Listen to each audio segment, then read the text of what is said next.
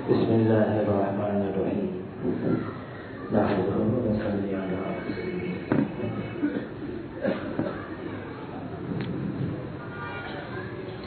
اس کائنات کو اللہ نے بنایا ہے اور اکیلے بنایا ہے، اور اس کائنات کا نظام بھی اللہ چلا رہے ہیں اور اکیلے چلا رہے ہیں۔ پھر اس کائنات کے اندر طرح طرح کی مخلوقات کو اللہ نے بنایا ہے، اور ان تمام مخلوقات کے اندر سب سے افضل، سب سے اعلیٰ اور سب سے اشرف انسان کو بنایا ہے۔ کیوں بنایا ہے؟ یہ اللہ تعالیٰ کلام پاک میں مختلف انداز سے ہمیں بتا رہے ہیں۔ کیا تم سمجھتے ہو ہم نے تمہیں یوں ہی بنا دیا، یوں ہی پیدا کر دیا، اور کیا تم اللہ کی طرف لوٹ کر نہیں آؤ گے؟ اور ایک موقع پر فرما دیا جس کا مفہوم ہے کہ اللہ تعالیٰ نے جن اور انس کو اپنی عبادت کے لیے پیدا کیا ہے۔ مختلف انداز سے اللہ تعالیٰ ہمیں ہمارا مقصد بتا رہے ہیں، ہم دنیا میں کیوں آئے ہیں، کیا کرنا ہے، ہم کہاں جا رہے ہیں۔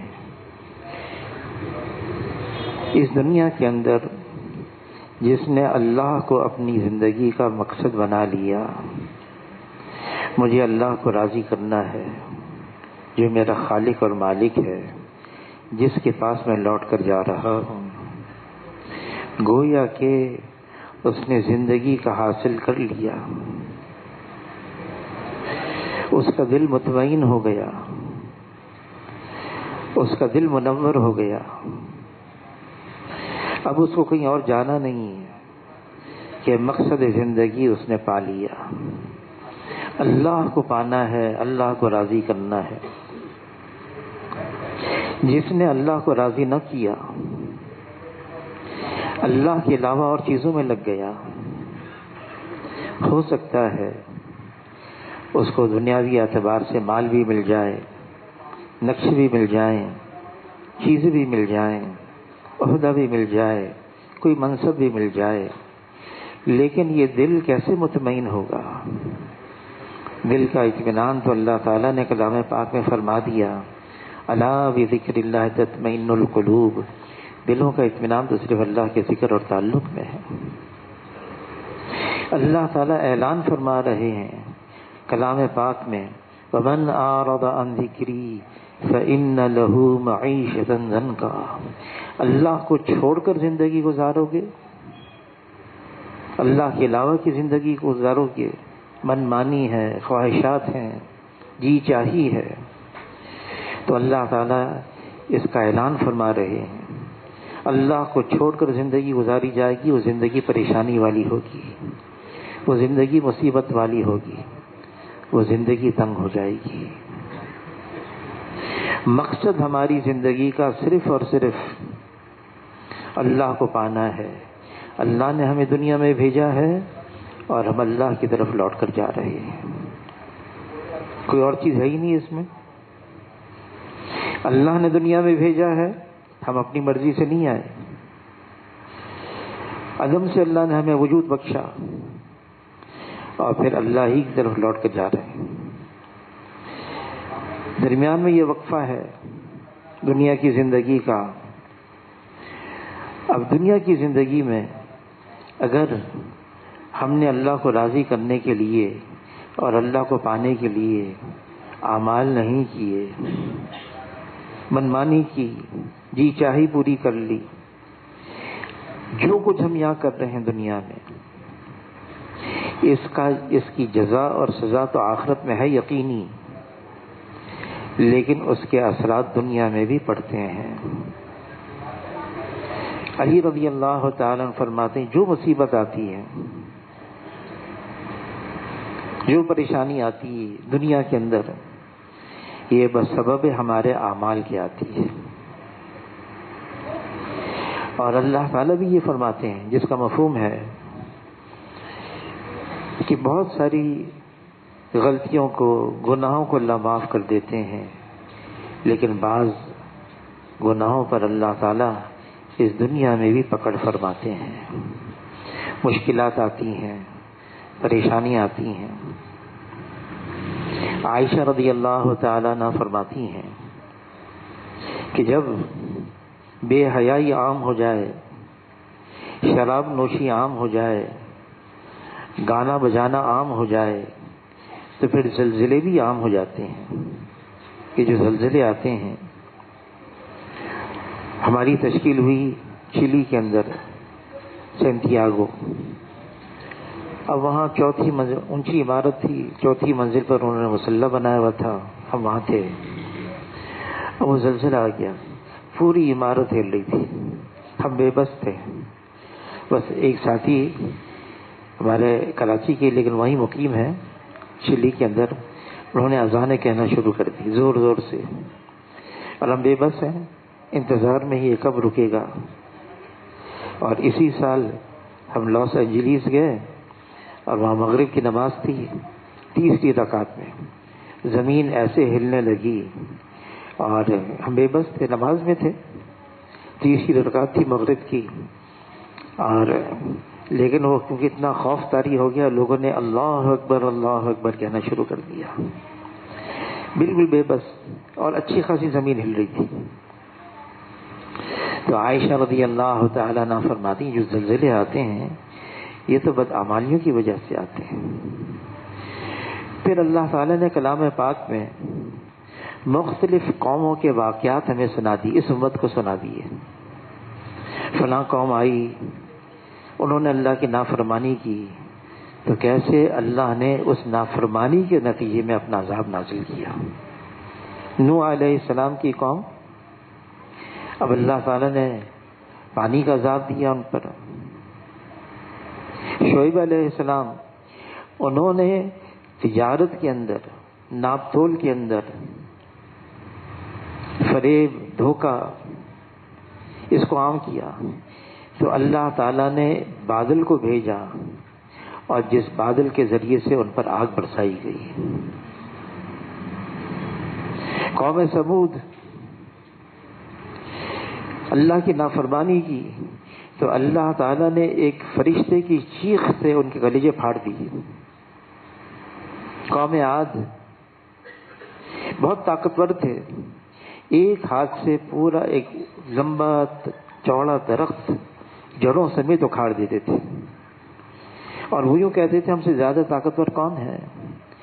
لیکن ایک ہفتے کی تیز ہوا اور ایسے ان کو پٹخ پٹخ کر ان کو گرایا، مارا، ان کی لاشیں پڑی ہوئی تھی. یہ سارے واقعات اللہ نے ہمیں سنا دیے. یہ کیوں ہوا؟ یہ اللہ کی نافرمانی پر ہوا. گناہ ہوتے ہیں اور گناہ تو گناہ ہے. گناہوں کی وجہ سے بہت ساری نعمتوں سے آدمی محروم ہو جاتا ہے، سلب ہو جاتی ہیں. گناہوں کی وجہ سے آدمی مزے کی زندگی گزار رہا ہے، خوشحالی میں گزار رہا ہے، سکون کے ساتھ زندگی گزار رہا ہے. کچھ گناہ ایسے ہو جاتے ہیں اور اچانک وہ نعمت اللہ تعالیٰ واپس لے لیتے ہیں. کفران نعمت ہو جاتی ہے، نعمت واپس ہو جاتی ہے. اب حاجی صاحب فرمانے لگے رحمت اللہ علیہ کہ جو اتنا اختلاف ہوا ہے، فرمانیے ہمارے گناہوں کی وجہ سے ہوا ہے. ہم سے گناہ ہوئے ہیں جس کی وجہ سے اللہ نے ہمارے درمیان سے محبت کو نکال دیا. آدمی گناہ کرتا ہے اور گناہ کی وجہ سے اللہ کی ناراضگی پیدا ہوتی ہے. جب اللہ ناراض ہو جاتے ہیں تو حالات خراب ہو جاتے ہیں. حاجی صاحب فرمانے لگے ایک دیوار پر لکھا ہوا تھا اس مہنگائی کو ختم کرو، تو میں سوچنے لگا یہ جس نے لکھا وہ کس سے کہہ رہا ہے؟ یہ تو ہمارے اعمال کا نتیجہ ہے جو سب کچھ ہو رہا ہے. یہاں تک کہ یوں فرما دیا جس کا مفہوم ہے جب تمہارے درمیان میں بد اعتمادی پیدا ہو جائے گی اور بد عہدی عام ہو جائے گی، وعدہ خلافی عام ہو جائے گی، اللہ تعالیٰ تم پر ایسے حکمران مسلط کر دے گا جو تمہارے بڑوں کی تعظیم نہ کرے، تمہارے چھوٹوں پر شفقت نہ کرے، تمہارے علماء کی قدر نہ کرے۔ اور فرمایا کہ اعمالکم اموالکم، تمہارے اعمال ہی تمہارے پر حاکم ہیں۔ اور یہ بھی فرمایا جس کا مفہوم ہے جب ایسے حاکم مسلط کیے جائیں، بجائے اپنا وقت ضائع کرنے کے کہ ان کو برا بھلا کہو، تم اپنے احوال کی خود اصلاح کی فکر میں لگ جاؤ۔ اور اللہ تعالیٰ کلام پاک میں فرماتے ہیں ظہر الفساد فی البر والبحر بما کسبت ایدی الناس، یہ جتنا فساد ہے خشکی اور تری میں، یہ سب تمہارے ہاتھوں کی کمائی ہے۔ مولانا یوسف بن نوری صاحب رحمۃ اللہ علیہ فرمانے لگے اس وقت شر اتنا غالب آ چکا ہے، مجھے ڈر ہے کوئی اللہ کا عمومی عذاب نہ آ جائے۔ جب شر غالب ہو جاتا ہے، عائشہ رضی اللہ تعالیٰ عنہ نے عرض کیا ہے اللہ کے رسول، اگر کوئی اللہ کا عمومی عذاب آئے اور ہمارے درمیان میں نیک صالح لوگ بھی موجود ہوں تو کیا پھر بھی اللہ کا عذاب آئے گا؟ نیک لوگ موجود ہیں؟ فرمایا ہاں، جب خباثت کا غلبہ ہو جائے، جب خباثت کا غلبہ ہو جائے تو ڈر ہے کوئی عمومی عذاب نہ آ جائے۔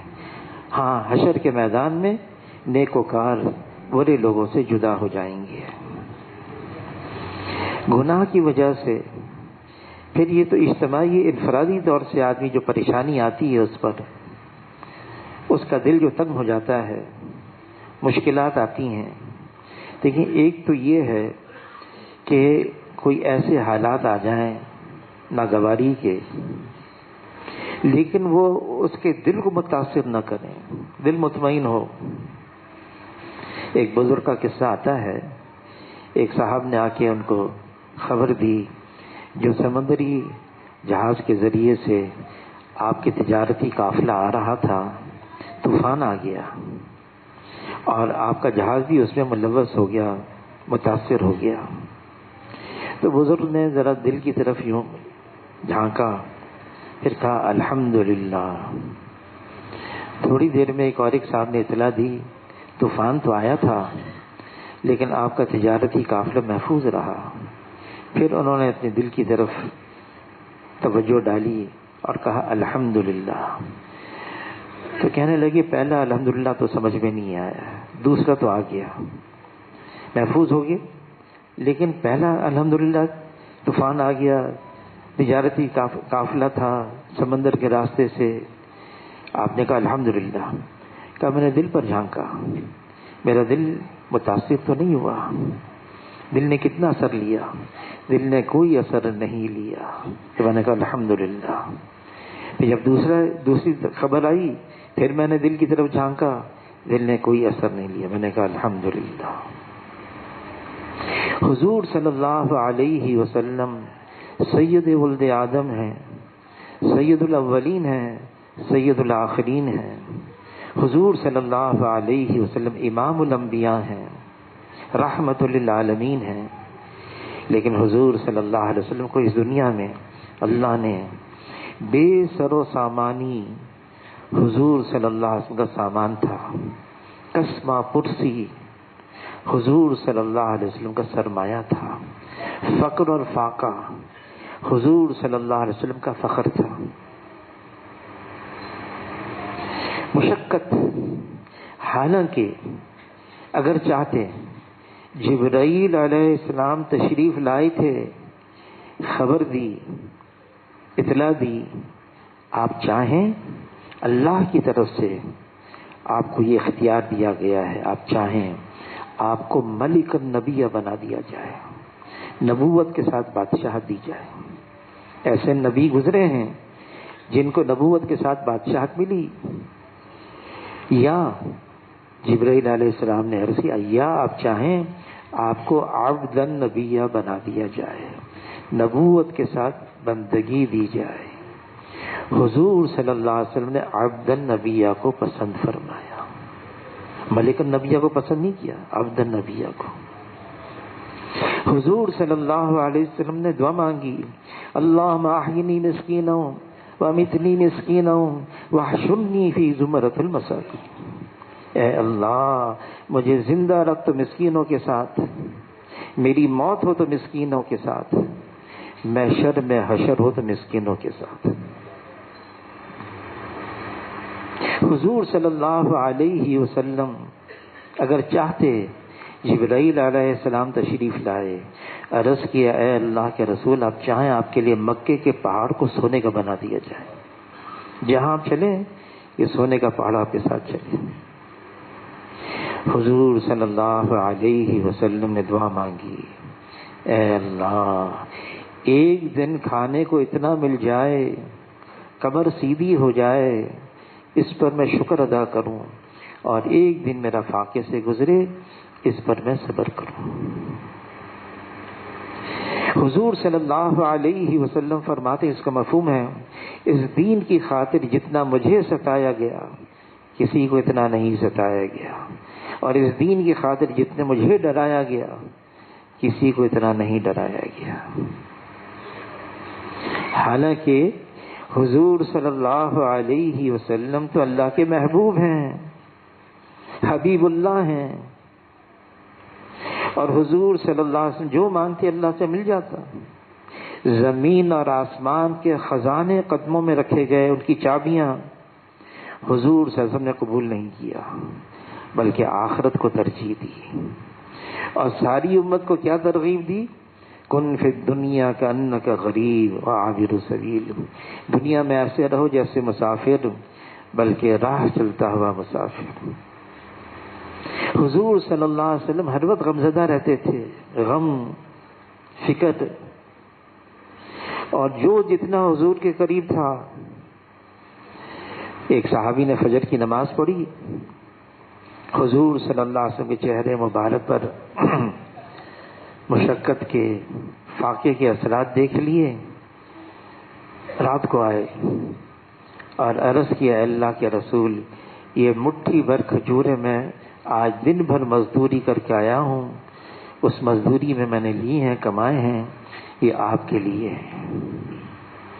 تو حضور صلی اللہ علیہ وسلم سمجھ گئے، انہوں نے اندازہ لگا لیا گھر میں فاقے ہیں، تو حضور نے اس سے سوال کیا تم مجھ سے بہت محبت رکھتے ہو؟ تو عرض کیا اللہ کے رسول مجھے آپ سے بڑی محبت ہے۔ پھر حضور نے کیا فرمایا؟ حضور صلی اللہ علیہ وسلم نے فرمایا جس کا مفہوم ہے پھر مصائب کے لیے تیار ہو جاؤ، مصائب کے لیے تیار ہو جاؤ۔ انصار مدینہ 12 تھے، جب آئے مینا کے اندر تو انہوں نے عرض کیا ہم آپ کو اپنے ساتھ لے کے جائیں گے، ہم آپ کو اپنے ساتھ لے کے جائیں گے، ملے گا کیا؟ فرمایا کہ اس کے بدلے میں جنت ملے گی۔ عمار بن یاسر رضی اللہ تعالیٰ عنہ خوب مشقت میں، ان کو مارا جا رہا ہے، اور ان کی ماں کو بھی باپ کو بھی ان کو شہید کر دیا، لیکن حضور کیا فرمایا؟ صبر کرو، صبر کا بدلہ جنت ہے۔ وہ صرف آخرت کے لیے کر رہے تھے، وہ جانتے تھے ہمیں دنیا میں کچھ نہیں چاہیے، ہمیں دنیا میں کوئی چیز نہیں چاہیے۔ ایک صحابی ہیں اور بھاگے جا رہے ہیں، کہاں جا رہے ہیں بھاگے ہوئے؟ احد پہاڑ کی طرف۔ کہاں جا رہے ہو بھائی؟ دشمن ہیں کہ مجھے احد پہاڑ کی اس جانب جنت کی خوشبو آ رہی ہے۔ نعمان بن مکرم رضی اللہ تعالیٰ عنہ ایک صحابی ہیں، تو انہوں نے سپہ سالار ہیں، اپنے لشکر سے کہا دیکھو میں 3 دعائیں مانگوں گا اور میں قسم دیتا ہوں تم لوگ میری دعاؤں پر آمین کہنا۔ کہ پہلی میں تکبیر کہوں گا اور پہلی تکبیر پر تم لوگ وضو کر لینا، میں دوسری تکبیر کہوں گا پھر دوسری تکبیر پر ہتھیار باندھ لینا، پھر کہ اب میں دعا مانگ رہا ہوں، سب آمین کہو۔ دعا کیا مانگی انہوں نے؟ اے اللہ مسلمانوں کو غلبہ دے، نعمان کی شہادت کے ساتھ۔ اب لوگوں کی تو چیخیں نکل گئی۔ مولانا رومی رحمۃ اللہ علیہ نے ایک حکایت لکھی ہے کہ جب شمع جلاتے ہیں، شمع جلتی ہے تو پروانے آ جاتے ہیں، اور پروانے اس جلتی ہوئی شمع پر گرتے ہیں اور جل جاتے ہیں، مر جاتے ہیں۔ تو فرمانے لگے مولانا رومی رحمۃ اللہ علیہ، وہ جو جان دینے کا، جو جلنے کا مزہ ہے، وہ تو پروانہ ہی جانتا ہے، باقی تو صرف دیکھنے والے ہیں، دیکھنے کی پروانہ جل رہا ہے، اس میں جو لذت آ رہی ہے اس پروانے کو، وہ تو وہی واقف ہوتا ہے۔ جب اللہ کے ساتھ قرب نصیب ہو جاتا ہے، اللہ کے ساتھ تعلق مل جاتا ہے، اللہ کے ساتھ انس مل جاتا ہے، پھر آدمی کسی اور طرف نہیں جاتا ہے۔ وہ حضرت تھانوی رحمۃ اللہ علیہ کے پاس خواجہ عزیز الحسن صاحب رحمۃ اللہ علیہ آئے، شعر پڑھا، ایک تجھ سے کیا محبت ہو گئی، ساری دنیا سے وحشت ہو گئی، ہر تمنا دل سے رخصت ہو گئی، اب تو آجا اب تو خلوت ہو گئی۔ حضرت تھانوی رحمۃ اللہ علیہ نے خلافت دے دی کہ دل خالی ہو گیا اغیار سے، اس دل میں صرف اللہ ہے، اب یہ دل بھی اللہ نے عجیب بنایا ہے، اس دل کو اللہ نے اپنی تجلی گاہ بنایا ہے، اس دل کو اللہ نے اپنے لیے مختص کیا ہوا ہے۔ فرمایا یہ زمین اللہ کو نہیں سما سکتی، یہ آسمان اللہ کو نہیں سما سکتا، مومن کا دل ہے یہ اللہ کو سما سکتا ہے۔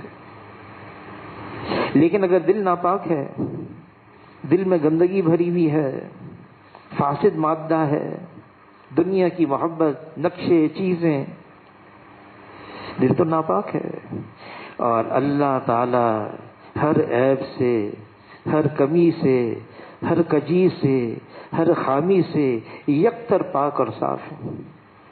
اللہ میں کوئی کمی نہیں، کوئی کجی نہیں، کوئی خامی نہیں۔ دل گندا ہے، اس گندے دل میں اللہ نہیں آئیں گے۔ اس دل کو پہلے اللہ کے غیر سے پاک اور صاف کرنا ہوگا، ہر گندگی اس دل سے نکالنی ہوگی۔ اللہ کا قرب، اللہ کا تعلق، اللہ سے انس، یہ اس وقت پیدا ہوتا ہے جب انسان اللہ کی اطاعت میں، فرما برداری میں زندگی گزارتا ہے۔ فرما برداری میں دو چیزیں ہیں، کرنے والے کام ہیں، اللہ نے حکم دیا یہ کرو، وہ کرنا ہے، منع کیا ہے یہ چیزیں نہ کرو، ان سے بچنا ہے۔ بچنے والے کام جو ہیں وہ گناہ ہیں، ان سے بچنا ہے، ہو گئے تو گناہ ہو گیا، اور گناہ سے آدمی اللہ کی رحمت سے دور ہو جاتا ہے، رحمت سے محرومی ہو جاتی ہے، اللہ سے دوری ہو جاتی ہے، گناہ سے دل میں ظلمت آتی ہے، نورانیت میں، روحانیت میں فرق آ جاتا ہے جب آدمی گناہ کرتا ہے۔ اور بعض گناہ ایسے ہیں ظاہری ہیں، بعض گناہ ایسے باطنی ہیں، بعض گناہ بڑے ہیں، بعض گناہ چھوٹے ہیں، لیکن گناہ تو گناہ ہے۔ فرمایا جب آدمی گناہ کرتا ہے تو اس کے دل میں ایک سیاہ نقطہ پڑ جاتا ہے، توبہ کرتا ہے وہ سیاہ نقطہ دھل جاتا ہے، نہیں کرتا پھر گناہ کرتا ہے پھر سیاہ نقطہ پڑ جاتا ہے۔ اور حضرت شیخ نے لکھا ہے گناہ کرتے کرتے یہ دل بالکل سیاہ ہو جاتا ہے، پھر اس دل میں خیر کی رغبت نہیں رہتی، اور ایک گناہ دوسری گناہ کو کھینچتا ہے۔ جب آدمی گناہوں میں مبتلا ہو جاتا ہے پھر ایک گناہ دوسری گناہ کو کھینچتا ہے، وہ گناہوں والی زندگی میں دھستا چلا جاتا ہے، دھستا چلا جاتا ہے، اور اس کی زندگی تنگ ہو جاتی ہے۔ گناہوں والی زندگی چھوڑنی ہے۔ اس وقت جتنے حالات ہیں، چاہے اجتماعی ہوں چاہے انفرادی ہوں، یہ سب ہمارے گناہوں کی وجہ سے ہے، اور اس کا ایک ہی راستہ ہے، گناہوں والی زندگی چھوٹ جائے اور اللہ تعالی ہمیں اطاعت اور فرما برداری والی زندگی کی توفیق نصیب فرما دے۔ یہ راستہ ہے۔ تبلیغ کے اندر بھی یہی ہے، تعلیم میں بھی یہی ہے، تصنیف میں بھی یہی ہے، تصوف میں بھی یہی ہے۔ گناہوں والی زندگی چھوٹ جائے، اور اگر سارے کام بھی ہو رہے ہیں، تبلیغ بھی ہے، تعلیم بھی ہے، تصنیف بھی ہے، تصوف بھی ہے، اور گناہ نہیں چھوٹ رہے، تو یہ اب سوچنا ہوگا کیا مسئلہ ہے۔ گناہ کو چھوڑنے کے لیے ایک راستہ ہے، وہ راستہ کیا ہے؟ اتنا اللہ کا استحضار ہو جائے، دل میں اللہ کی محبت اتنی نقش ہو جائے، ہر وقت اللہ کا خیال رہے، تب تو آدمی گناہ کو چھوڑ سکے گا۔ مجھے اللہ کو جواب دینا ہے، حساب ہے، اور اللہ تعالیٰ ایک کتاب دیں گے حشر کے میدان میں، لو یہ تمہارا نامہ اعمال ہے، اس کو پڑھو اور اپنا محاسبہ خود کرو۔ اور آدمی جب کتاب پڑھے گا نا کہے گا یہ عجیب کتاب ہے، اس میں ہر چھوٹی چیز، ہر بڑی چیز لکھی ہوئی ہے، کوئی چیز اس سے چھوٹی بھی نہیں ہے۔ اللہ کا دھیان استحضار کیسے ہوگا؟ ہر وقت ظاہر اللہ دیکھ رہے ہیں۔ کسی نے دو بہنیں تھیں، چھوٹی سی عمر تھی، ایک چھوٹی ایک بڑی، تو بڑی سے وہ آئے ہوئے تھے مہمان، پوچھنے لگے کہ آپ دونوں میں بڑا یہ ہے، آپ بڑا کون ہے؟ آپ بڑی ہیں؟ تو وہ کہنے لگی بڑے تو اللہ ہیں، کہنے لگی بڑے تو اللہ ہیں، تربیت کی تھی، بڑے تو اللہ ہیں۔ ایک قصہ مشہور ہے، ایک چور تھا، اپنے چھوٹے بچے کو ساتھ لے کر گیا، ٹریننگ دینی تھی، ساتھ لے کے گیا، پھر اس نے کہا یہاں کھڑے ہو جاؤ، بس اتنا کہنا کوئی آ جائے دیکھ رہا ہے، اتنا کہنا، وہاں کھڑا کر دیا اس نے، اندھیرا ہے، اس بچے نے شور مچا، دیکھ رہا ہے، بھاگو، بچے کو لے کر بھاگا ہاتھ پکڑ کے، بھاگتے بھاگتے، بیٹا کون دیکھ رہا تھا؟ کہ اللہ دیکھ رہے تھے، اللہ دیکھ رہے تھے۔ جب اللہ کا دھیان آ جائے، عبداللہ ابن مسعود رضی اللہ تعالیٰ عنہ جنگل سے گزر رہے ہیں، ان کا قافلہ، ان کی جماعت، ایک چرواہے سے ملے، کہ ایک بکری ذبح کر کے دکھلا دو، کہ نہیں میں تو غلام ہوں، میں مالک نہیں۔ کہ کیا ہے؟ مالک کو کہہ دینا بھیڑیے نے کھا لیا، اتنا ہی کہو گے نا تم۔ فَأَيْنَ اللَّهُ، اللہ کہاں گیا؟ اللہ کہاں گیا؟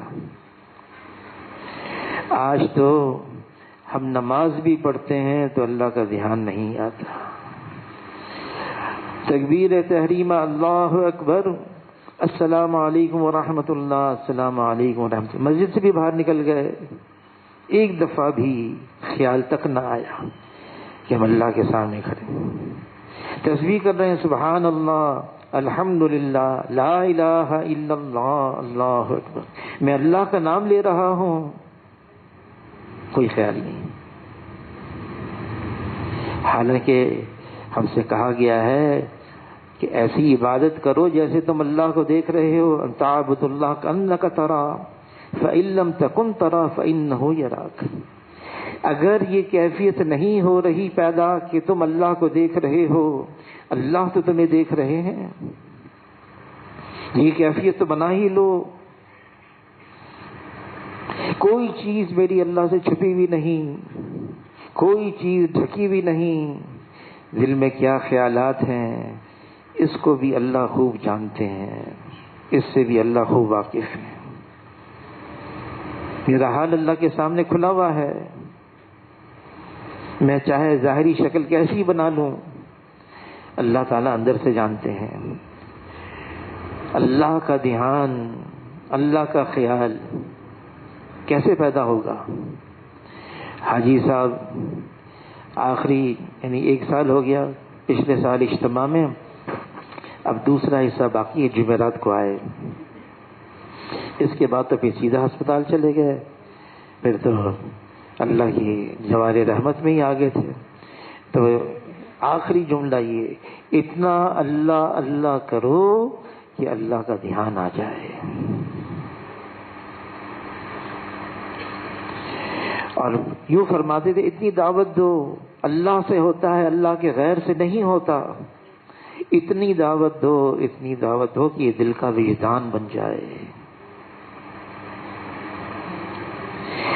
دین کے الفاظ بہت قیمتی ہیں، بہت ضروری ہیں، ان کو ہمیں دہرانا پڑے گا بار بار. لیکن صرف الفاظ ہو جائیں، الفاظ ہی رہیں. الفاظ تو حقیقت کی طرف اشارہ کرتے ہیں، حقیقت کچھ اور ہوتی ہے. فرمایا کال سے کال پھیلتا ہے، حال سے حال پھیلتا ہے. صرف الفاظ ہی الفاظ ہیں. بہت اچھی تقریر ہے، بہترین، وہ صرف تقریر ہے. ایک فلاسفر گزرا ہے انگریزوں کا، برنارڈ شاہ. اس نے لکھا ہے اسلام تو سب صرف کتابوں میں ہے، جتنی مرضی کتابیں پڑھ لو. اتنی کتابیں لکھی گئی ہیں اسلام پر، مختلف عنوانوں پر، مضمونوں پر. لیکن جو عمل کرنے والے تھے، اس نے کہا وہ تو قبر میں پہنچ گئے. آج الفاظ ہیں، ٹھیک ہے، بہت ضروری ہیں، الفاظ قیمتی ہیں، اہم ہیں، لیکن اسی پر مطمئن ہو جائے اور اکتفا کر لیں. دین کے الفاظ تو ہمیں پتہ چل گئے. مولانا یوسف بن نوری صاحب رحمۃ اللہ علیہ فرمانے ہم سند دیتے ہیں، الفاظ پر سند دیتے ہیں. الفاظ یاد ہو گئے. حدیث قرآن کا ہمارے زمانے میں تو سند ملتی تھی، یہ سارا اس پر یہ عامل بن گیا ہے. اس پر سند ملتی تھی، یہ اس کے اندر آ گئی. مولانا عمر پالپوری صاحب رحمۃ اللہ علیہ فرماتے تھے جو نقوش میں ہے وہ نفوس میں آ جائے. جو لکھا ہوا ہے وہ انسانوں کی زندگی سے ظاہر ہو. ٹھیک ہے ہم بولیں گے، شروع میں تو بولنا ہی ہے، ہم باتیں کریں گے، لیکن کب تک باتیں کرتے رہیں گے؟ دل تو خالی ہے. ہم اللہ کا ذکر یہ بھی کر رہے ہیں، نماز بھی پڑھ رہے ہیں، دھیان تو ہے ہی نہیں. یہ کب تک ایسا رہے گا؟ کب تک اسی طرح سے چلتے رہیں گے؟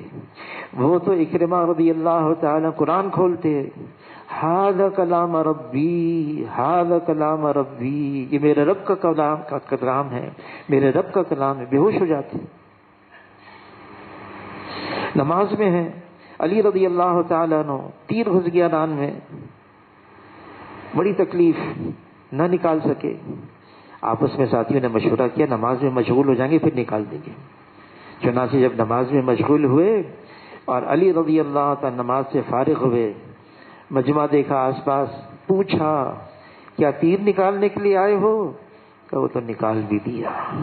قسم کھا کر کہنے لگے مجھے یہ بھی پتہ نہ چلا میرے بدن کو کب ہاتھ لگایا تھا. ان کی نمازیں ایسی تھیں، مشغول ہو جاتے اللہ کے اندر. صرف اللہ ہوتے اور وہ ہوتی، اور اللہ یہی فرما رہے ہم سے فَفِرُّوا إِلَى اللَّهِ، رخ ہو صرف اللہ کی طرف، رخ اللہ سے ہٹنے نہ پائے. سب سے بڑی رکاوٹ میرے اور اللہ کے درمیان کیا ہے؟ یہ دنیا ہے. فرمایا یہ دنیا کی محبت ہر خطا کی جڑ ہے. جب میری امت دنیا کو بڑی چیز سمجھنے لگے گی، اسلام کی ہیبت اور قوت اور وقت دلوں سے نکل جائے گی. یہ دنیا ہے، اس لیے ایمان والے کے لیے کوئی چیز دنیا رکھی نہیں. دین ہی دین ہے، بس پابندی لگا دی اللہ کے حکم کے مطابق ہو اور حضور صلی اللہ علیہ وسلم کے طریقے کے مطابق ہو. تو اللہ کے ساتھ قرب اور تعلق، اس کے لیے دو سرمایہ ہیں. دو، ایک تو یہ ہے کہ آدمی گناہوں سے بچے، ہر بڑے چھوٹے گناہ سے، ظاہری باطنی گناہ سے، ایک یہ. اور دوسرا یہ ہے کہ دل میں ایسی کیفیت آ جائے، گناہوں سے گھن آنے لگے، گناہوں سے دوری ہو جائے، دل ہی نہ چاہے گناہ کرنے کا. حاجی صاحب فرمانے لگے دعا مانگو کہ دل میں یہ طلب ہی نہ رہے باقی، یہ جذبہ ہی باقی نہ رہے، یہ چاہت ہی باقی نہ رہے کہ میں گناہ کروں. دل گناہ کی طرف جائے ہی نہیں. اور گناہوں کی جو مضر اثرات ہیں، جو اللہ کی نعمتیں ضائع ہو جاتی ہیں، واپس چلی جاتی ہیں، محروم ہو جاتا ہے آدمی. مزے کی زندگی گزار رہا ہے لیکن کیا ہے، گناہ ہو گیا اور اس کی جو سکون ہے وہ اس کے دل سے نکل گیا، ختم ہو گیا. امام شافعی نے، اب ایک بڑا نقصان یہ ہے کہ علم سے محرومی ہو جاتی ہے گناہوں کی وجہ سے. امام شافعی رحمۃ اللہ علیہ نے اپنے استاد وقی سے شکایت کی، شکوت الی وقی سوء حفظی، شکایت کی میرا حافظہ کمزور ہو گیا ہے. علم کے لیے تو حافظے کی ضرورت ہے، حافظہ ہو. مولانا نور شاہ کاشمیری رحمۃ اللہ علیہ جامع ازہر گئے مصر میں، اور صرف لائبریری کے اندر وہاں کی کتاب دیکھی، بہت پرانی نادر کتاب ہاتھ سے لکھی ہوئی، اس کو پڑھ کر واپس آئے اور اپنے حافظے سے ساری کتاب لکھ لی اور کتاب کا نسخہ بھیج دیا مصر جامع الازہر، اس میں کوئی غلطی تو نہیں ہے. انہوں نے جو دیکھا تو ایک جگہ صرف ایک واو زیادہ تھا، تو اصلی کتاب دیکھا تو اس میں بھی وہی تھا واو زیادہ، کوئی غلطی نہیں. تو امام شافعی نے استاد وقی سے یہ سوال کیا کہ میرا حافظہ کمزور ہے.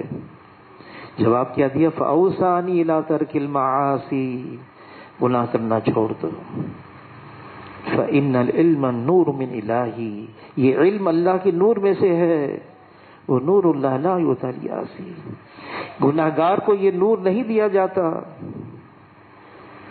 گناہوں کی وجہ سے زندگی تنگ سخت، غصہ آتا ہے آدمی کو بلا وجہ، اور پھر زندگی میں نورانیت روحانیت بالکل ختم، گناہوں کے اندر مبتلا ہے یہ. تو حضرت تھانوی رحمۃ اللہ علیہ سے پوچھا کہ بیعت ہونے کے بعد آپ کا سب سے بڑا وظیفہ کیا ہے؟ فرمایا بیعت ہونے کے بعد میرا سب سے بڑا وظیفہ گناہوں سے اپنے آپ کو بچانا ہے. مولانا انعام الحسن صاحب رحمۃ اللہ علیہ سے پوچھا آپ کس بات پر بیعت کرتے ہیں؟ فرمایا میں گناہوں والی زندگی چھڑوا کر اللہ کی اطاعت اور فرما برداری والی زندگی اپناتا ہوں. اللہ تعالیٰ کلام پاک میں فرما رہے ہیں ایمان والے وہ ہیں جو تقوی اختیار کریں. اور تقوی کیا ہے؟ اپنے آپ کو گناہوں سے بچانا ہے. بہترین تقوی لفظی معنی تو یہ ہے کہ ڈرنا، اللہ سے ڈرنا، خشیت، خوف خدا، لیکن بہترین تقوی اپنے آپ کو گناہوں سے بچانا ہے.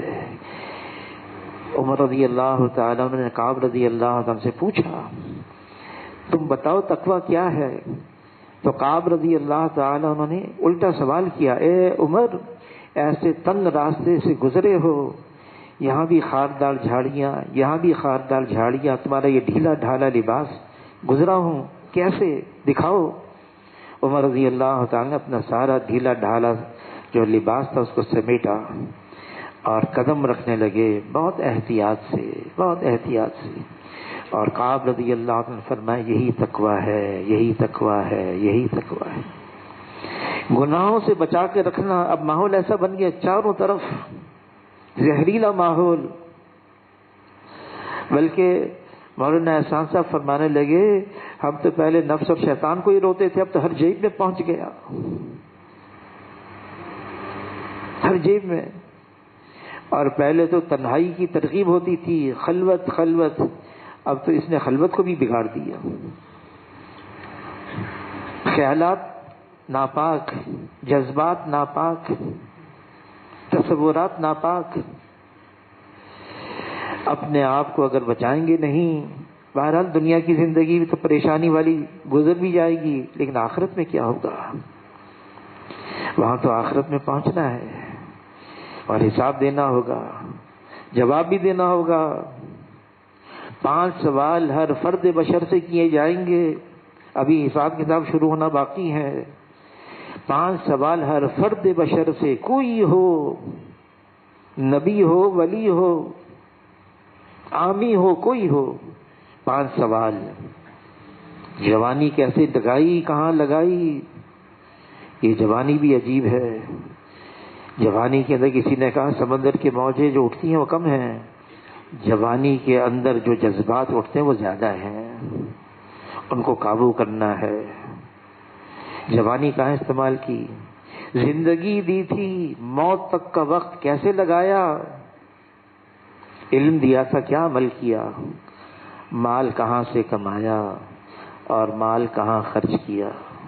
ہر فرد بشر سے سوال ہوگا، جواب دینا ہوگا۔ اس لیے ہمیں دنیا کے اندر ہم آئے ہیں، ہمیں سوچنا ہوگا ہم کیوں آئے ہیں، کیا مقصد ہے۔ جب اللہ کی ذات ہمارا مطلوب ہے، لا الہ الا اللہ، لا مقصود الا اللہ، لا الہ الا اللہ، لا مطلوب الا اللہ، مقصود اور مطلوب صرف ایک اللہ کی ذات ہے۔ جب اللہ کو پانا ہے تو اللہ کی نافرمانی سے اپنے آپ کو بچانا ہوگا، گناہوں سے اپنے آپ کو بچا کے رکھنا ہوگا، گناہوں والی زندگی چھوڑنی ہوگی۔ صرف اتنا کہہ دینا اللہ غفور الرحیم ہے، بخش دیں گے۔ ایک صاحب ملتزم پر زوروں سے دعا مانگ رہے تھے، بخش دے بخش دے اللہ، معاف کر دے، بخش دے اللہ، اچھا اس دفعہ تو بخش دے، پھر آئندہ دیکھی جائے گی۔ ہم تو یہ طے کریں ہمیں زندگی اپنی بدلنی ہے، جو کچھ ہو گیا اس پر اللہ سے معافی مانگے۔ ایک صحابی نے پوچھا، اے اللہ کے رسول، آپ خبر دے رہے ہیں کہ فتنہ فساد کا زمانہ آئے گا، تو جب ایسا زمانہ آ جائے تو اس میں کیا کرنا چاہیے؟ تو حضور صلی اللہ علیہ وسلم نے فرمایا، جس کا مفہوم ہے زبان کو سنبھالے رکھو، اگر گھر میں گنجائش ہے تو گھر میں بیٹھے رہو، اپنے گناہوں کو یاد کر کے روتے رہو۔ 3 چیزیں بتائیں، اپنے گناہوں کو یاد کر کے روتے رہو۔ پھر حضور نے خبر دی، وقت آئے گا میری امت کی ایسی حیثیت ہو جائے گی جیسے سمندر کا جھاگ ہوتا ہے۔ سمندر پر جھاگ ہوتا ہے نا، موجیں اٹھتی ہیں پھر جھاگ بن جاتی ہیں، پھر وہ جیسی موج آتی جھاگ کو ادھر لے جاتی ہے، ایک تھپیڑ آتا ہے پھر ادھر لے کے جاتا ہے، کبھی جھاگ کو کنارے پر، کبھی واپس سمندر کے اندر۔ تو صحابہ کرام حیران ہو گئے، امت کا یہ حال ہو جائے گا؟ کیوں؟ کیا تھوڑے رہ جائیں گے؟ کہ نہیں، ہوں گے بہت، تعداد بہت ہوگی۔ ان کے اندر وہن کی بیماری پیدا ہو جائے گی۔ تو عرض کیا وہن کی کیا بیماری ہے؟ فرمایا حب الدنیا و کراہیت الموت، دنیا کی محبت اور موت سے کراہیت، پھر کوئی حیثیت نہیں رہے گی امت کی۔ ہوں گے بہت زیادہ۔ کیا ہے؟ منمانی، خواہشات۔ حضور صلی اللہ علیہ وسلم فرماتے ہیں، جس کا مفہوم ہے کوئی شخص اس وقت تک مسلمان ہو نہیں سکتا جب تک کہ اس کی خواہشات اس دین کے تابع نہ ہو جائے جس کو میں لے کر آیا ہوں۔ منمانی بھی کرتے رہے ہیں، خواہشات پر زندگی بھی گزارتے رہے ہیں، گناہوں والی زندگی بھی ہو اور پھر دین بھی ہو، ایسا نہیں ہو سکتا۔ وہ تو ایک چیز اختیار کرنی ہے، یا تو اللہ ہوں گے یا اللہ کے علاوہ ہوگا۔ مفتی زین العابدین صاحب جو شعر سناتے کہ ہم اور غیر باہم یکجا نہ ہوں گے، وہ ہوں گے تو ہم نہ ہوں گے، ہم ہوں گے تو وہ نہ ہوں گے، یا تو اللہ ہوگا یا اللہ کا غیر ہوگا۔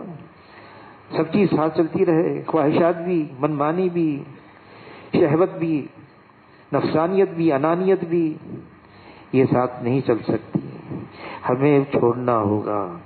اور اس کو نفس کا مجاہدہ کہتے ہیں، نفس کی مخالفت۔